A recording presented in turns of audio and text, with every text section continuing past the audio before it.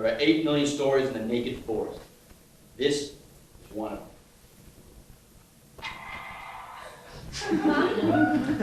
It was a typical Sunday morning in the forest. Bears went out for a walk while the forage was cool. I was working the robbery detail at a Pinecone division. My name is Binky.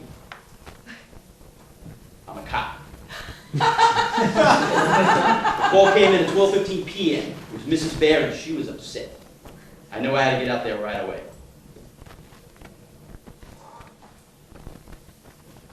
Officer Binky! Officer Binky!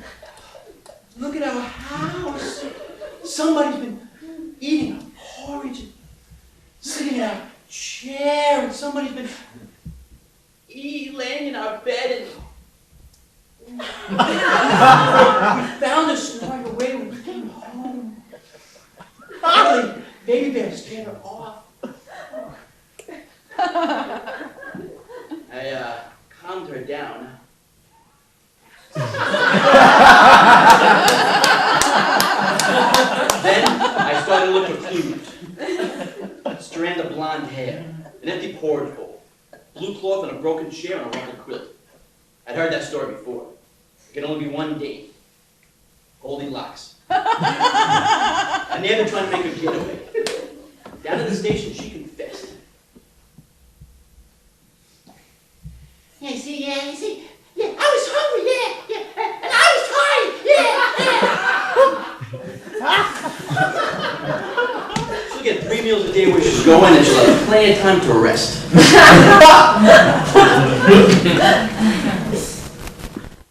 You get all kinds of people coming into a police station. Some are crying, some are complaining. But until today, no one came riding in on a broomstick.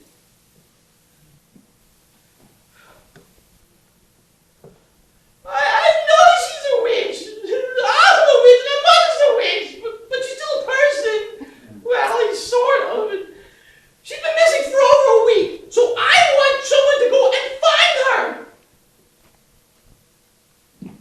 Binky, I told myself, this isn't going to be a day. I took down the information. The sister wore black, had a large pointed hat, shovel warts, and lived deep in the woods in a cottage made out of candy. Oh, and she loved to cook. That should narrow it down, all right? I took the patrol car and drove out to deep, dark woods, an old housing development at the edge of the forest. If there were witches to be found, this is where she would be. They didn't call it deep, dark woods for nothing. No one lived there now. It was just a cottage belonging to an old woodcutter. I knocked on the door. Yeah, I knew you would come someday. Hansel, Gretel, come in here, please. We have to tell the officer what happened. Now listen to this sob story. Once upon a time, the family had no money. So the stepmother had an idea. She told her father Hansel and Gretel had to go. And go they did, deep into the woods where stepmom and papa left. We really didn't mean to eat the house we found, said Hansel. But we were so hungry, yeah, how's it? We were hungry, yeah. We would have helped fix the roof, honest, chimed in Gretel. But, the witch, yeah, all she wanted to do was, fat Hansel, yeah, fat Hansel like a pig before supper, yeah. We all took a walk into the woods. I saw the witch's cottage, or at least what was left of it. There were some pretty plump animals roaming around nearby, and a few bears. I'll be visiting the dentist. It looked like a clear-cut case of self-defense. Kids, I told them. Just stay away from those houses made out of candy, or you'll be sitting in a dentist chair next to those bears. Which reminds me, I think I'm due for a cleaning.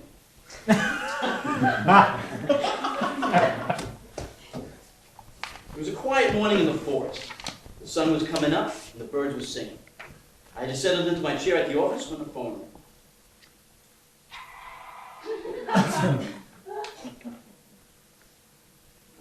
Binky, my boy, I got some bad news. I knew the voice years ago and joined all the king's horses and all the king's men. Humpty Dumpty's band. Boy, could that Harry howl. It's Humpty! He's fallen and gone to pieces! I don't think all the king's horses and all the king's men can put him together. He'll never play those drums again. Harry Wolf wasn't someone to cry for help unless he really needed it.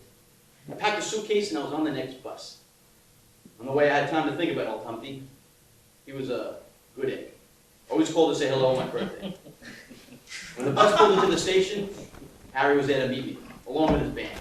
We were at the scene in no time. Harry was right, it was a mess.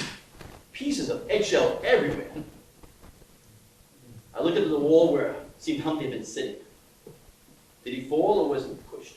It was hard to tell. But one thing I noticed, there was almost no yolk on the ground. It seemed odd. That much yolk couldn't go far. I decided to take a walk around the neighborhood. I hadn't gone 2 blocks when I spotted an omelet stand. A pig in a chef's hat was flipping eggs. A lot of eggs if you ask me. I took him to the station with some questions. It was a matter of time before he confessed. He knew his bacon was cooked. Oh, this officer! All I wanted to do was ask Humpty to join the band. But he said pigs can't sing, they can only whine. Well, that's when I lost my temper, and I gave him a push. The good news was we had our pig and he was going to a different pen. The bad news was that all the king's horses and all the king's men was short one wild and crazy journey.